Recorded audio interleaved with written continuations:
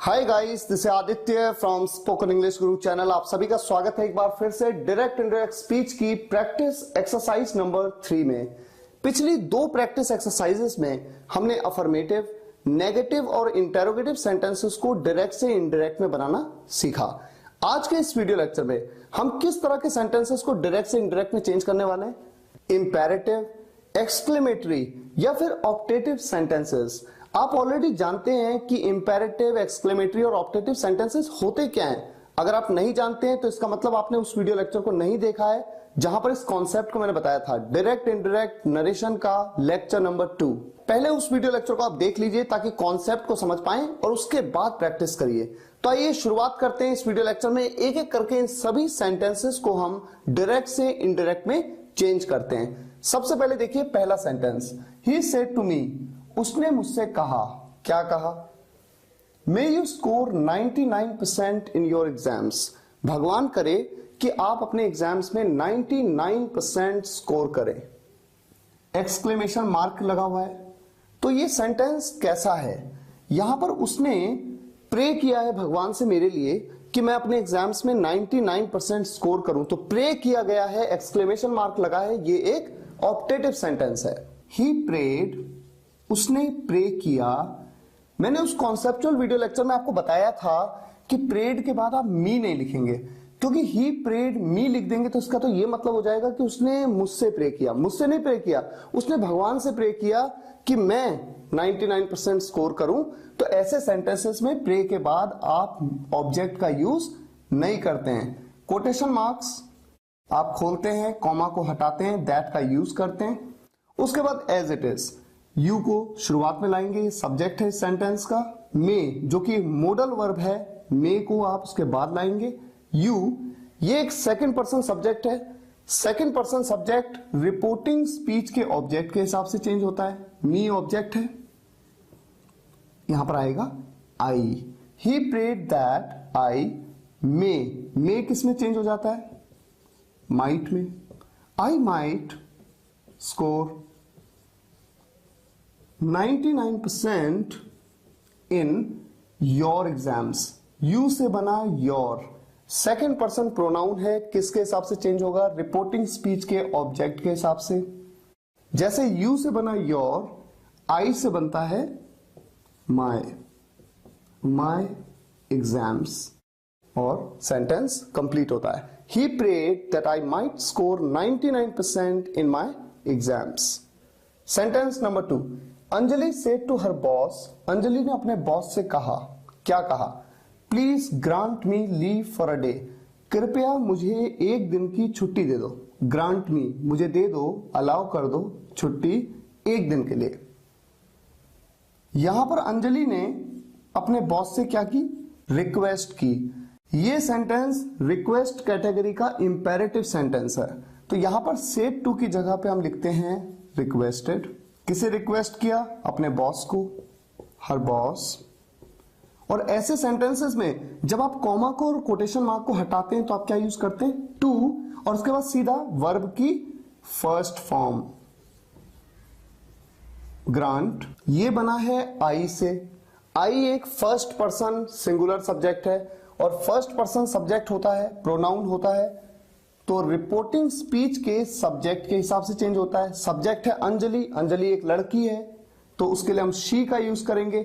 जैसे आई से बना मी, शी से बना हर, क्योंकि सेम कैटेगरी का प्रोनाउन होना चाहिए। To grant her leave for a day as it is. Sentence number 3, the principal said to us. Principal ने हमें कहा। क्या कहा? डोंट मेक अ नॉइज, हल्ला मत करो। यहां पर प्रिंसिपल ने हमें ऑर्डर किया, क्योंकि वो हमसे बड़े हैं, हम उनकी रिस्पेक्ट करते हैं, उन्होंने हमें ऑर्डर किया। ये सेंटेंस इंपेरेटिव सेंटेंस है, नेगेटिव, ऑर्डर कैटेगरी का नेगेटिव इंपेरेटिव सेंटेंस है। The principal said to us, said to की जगह हम कह देंगे ऑर्डर्ड, या फिर मैंने उस वीडियो लेक्चर में आपको बताया था, आप क्या कह सकते हैं? इंस्ट्रक्टेड। द प्रिंसिपल ऑर्डर्ड या फिर the principal instructed us.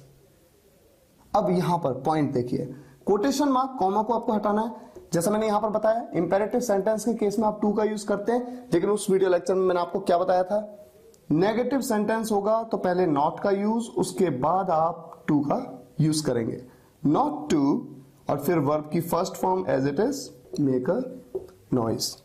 The principal ordered us not to make a noise. Next sentence, he said unbelievable. यहां पर उसने कहा, उसने क्या कहा, अनबिलीवेबल। मान लीजिए कोई ऐसी चीज देखी कि वो चौंक गया, तो यहां पर चौंकने का सेंस है। आप देख सकते हैं यहां पर एक्सक्लेमेशन मार्क भी है। ऐसे सेंटेंसेस जहां पर आप अपनी फीलिंग्स को बयां करते हैं, खुशी की फीलिंग, दुख की फीलिंग, हैरानी की फीलिंग, ये सेंटेंसेस होते हैं एक्सक्लेमेटरी सेंटेंसेस। अब जब कोटेशन मार्क्स के अंदर का सेंटेंस एक्सक्लेमेटरी हो तो कैसे बनाया जाता है, उस वीडियो लेक्चर में बताया था मैंने आपको कॉन्सेप्ट में। ही एक्सक्लेम्ड विद, चौंकने की फीलिंग है, वंडर या फिर surprise. He exclaimed with wonder, quotation marks, comma को आप खोलेंगे, दैट, अब देखिए अनबिलीवेबल, इस वर्ड को यहां पर एज इट इज डायरेक्ट तो नहीं ला सकते, कुछ लॉजिक के साथ लाना पड़ेगा, तो थोड़ा प्रैक्टिस का भी खेल है। लेकिन सोचिए जरा ये सेंटेंस किस तरह का है। अगर कोई व्यक्ति कुछ देख करके चौंक जाता है तो वो कहता है ही सेड, उसने क्या कहा, ही सेड अनबिलीवेबल। तो एक्चुअल में वो क्या कहना चाहता है, इट्स अनबिलीवेबल, ये अविश्वसनीय है। तो भले ही उसने कहा हो अनबिलीवेबल, लेकिन यहां पर ना अनबिलीवेबल से पहले it is unbelievable, it is ये छुपा हुआ है, इट इज या this is unbelievable, this is या इट इज छुपा हुआ है, इसको समझना होगा हमें। और इसीलिए जब हम इसे चेंज करेंगे तो हम इसे किस तरह से चेंज कर सकते हैं, इट वॉज। यहां पर जब मैं कहता हूं it is unbelievable, it was unbelievable. देखिए, he exclaimed with wonder that it was unbelievable. Sentence number 5, she said to me, उसने मुझसे कहा, क्या कहा, wow what a pleasant weather it is, wow कितना सुहावना मौसम है। यानी उसने किस चीज का इजहार किया, उसने अपनी खुशी का इजहार किया, जॉय का। तो एक्सक्लेमेटरी सेंटेंस है जहां पर जॉय का इजहार है, खुशी का। she exclaimed with, अब जैसे यहां पर सरप्राइज था, वंडर था, यहां पर क्या है, जॉय। कोटेशन मार्क कॉमा को आप हटाते हैं, दैट लिखते हैं, वाओ या व्हाट, ये वर्ड्स अब नहीं आएंगे, क्योंकि ये वर्ड्स तो केवल इजहार करने के लिए, अपनी खुशी को जाहिर करने के लिए कहे गए हैं। इसीलिए तो आपने ये वर्ड यूज किया, एक्सक्लेम्ड विद जॉय। ये जो फ्रेज आपने यूज किया है, ये इसीलिए तो यूज किया है क्योंकि इन वर्ड्स का यूज हुआ है उस खुशी के इजहार में। अब यहां पर सिर्फ इस पार्ट की कहानी है, तो प्रॉपर तरीके से आप इस सेंटेंस को लिखेंगे। कैसे, सब्जेक्ट है इट, इज की जगह was, it was a pleasant weather. She exclaimed with joy that it was a pleasant weather. आप में से कोई ये सोच सकता है कि इट को दैट में क्यों नहीं चेंज किया। ये यहां पर जैसे मैंने कहा था इट इज, तो यहां पर इट वॉज क्यों कहा, दैट वॉज क्यों नहीं कहा। आप यहां पर चाहें तो इट का यूज कर सकते हैं, आप चाहें तो दैट का भी यूज कर सकते हैं, लेकिन इट को प्रेफर किया जाता है क्योंकि दैट के रिपीटेशन को आपको रोकना होता है। दैट थोड़ा कंफर्टेबल नहीं फील देता ना, तो बोलने में भी नहीं देता। इसीलिए इंग्लिश नेटिव, जिनकी इंग्लिश लैंग्वेज है, वो इट का यूज करते हैं इन सिचुएशंस में। Sentence number 6, Neha said, Neha ने कहा, oh no I lost my mobile, oh no. यहां पर नेहा ने अपने दुख की अभिव्यक्ति की, expression of sorrow. Exclamatory sentence है, आप कहते हैं Neha exclaimed with sorrow, Neha exclaimed with sorrow that. That का यूज क्यों किया, कोटेशन मार्क को हटाया, कॉमा को हटाया। अच्छा, यहां पर ये ओ नो, ये जो एक्सप्रेशन है ना, इसके लिए तो आपने एक्सक्लेम विद सॉरो का, इसलिए ये अब रिपीट नहीं होगा। सिंपली आप इस सेंटेंस को देखिए, आई लॉस्ट माई मोबाइल, ये पास्ट इंडेफिनिट टेंस का सेंटेंस है। Past indefinite tense past perfect में चेंज हो जाता है, ठीक है। और आई जो प्रोनाउन है फर्स्ट पर्सन, ये किसके हिसाब से चेंज होगा? रिपोर्टिंग स्पीच के सब्जेक्ट के हिसाब से। सब्जेक्ट है नेहा, नेहा एक लड़की है, शी। पास्ट परफेक्ट में जब ये चेंज होगा तो पास्ट परफेक्ट में हैड का यूज करते हैं। वर्ब की थर्ड फॉर्म का यूज, सेकंड और थर्ड फॉर्म दोनों ही सेम होती है, लॉस्ट होती है। माय मोबाइल, माय ये आई से बना है, ये भी किसके अकॉर्डिंग चेंज होगा? नेहा, जो फर्स्ट पर्सन होता है सब्जेक्ट के अकॉर्डिंग चेंज होता है। तो जैसे आई से बना है माय, वैसे शी से बना है हर मोबाइल। सेंटेंस कंप्लीट हो जाता है। Neha exclaimed with sorrow that she had lost her mobile. Next sentence, Ravi said, Ravi ने कहा, I am sorry I didn't notice, मैंने ध्यान नहीं दिया। यहां पर रवि ने किस चीज का एक्सप्रेशन दिया? रिग्रेट का। ये बात डायरेक्ट इनडायरेक्ट के पार्ट 2 में मैंने आपको बताई भी थी। रवि एक्सक्लेम्ड विद रिग्रेट, उसे दुख है ना, उसे खेद है। अब आप इसे हटाते हैं, कोटेशन मार्क कॉमा को हटाएंगे, दैट का यूज करेंगे। I didn't notice, past indefinite tense का नेगेटिव सेंटेंस है, तो ये चेंज हो जाएगा पास्ट परफेक्ट के नेगेटिव में। आई चेंज होगा रवि के according, he had not notice, यहां पर आएगी वर्ब की थर्ड फॉर्म, क्योंकि हैड के साथ क्या आती है? वर्ब की थर्ड फॉर्म पास्ट परफेक्ट में। Next sentence, Aman said to his friends goodbye, Aman ने अपने दोस्तों को कहा गुड बाय। ये सेंटेंस एक ऑप्टेटिव सेंटेंस है। ऑप्टेटिव सेंटेंस में आप किसी को विश करते हैं, मिलते वक्त जब विश करते हैं तो सेड टू विश्ड में बदल जाता है, लेकिन जब विदा लेते वक्त आप विश करते हैं तो सेड टू किस में बदल जाता है? बेड में बदल जाता है। ये बात ऑलरेडी आपको कॉन्सेप्ट के वीडियो लेक्चर में मैंने बताई थी। Aman bade his friends goodbye, simple. मान लीजिए यहां पर होता Aman said to his friends good morning, तो मिलते वक्त आप गुड मॉर्निंग कहते हैं, Aman wished his friends good morning. तो जब भी विदा लेते वक्त कुछ कहा गया है तो ऐसे केस में सेड टू हो चाहे सेड हो, अकेले हो चाहे टू के साथ हो, हमेशा बेड में उसे चेंज करते हैं। Sentence number 9, she said to me, उसने मुझसे कहा, वुड दैट या फिर आई विश, इसका यूज क्यों करते हैं? काश, काश के सेंस में।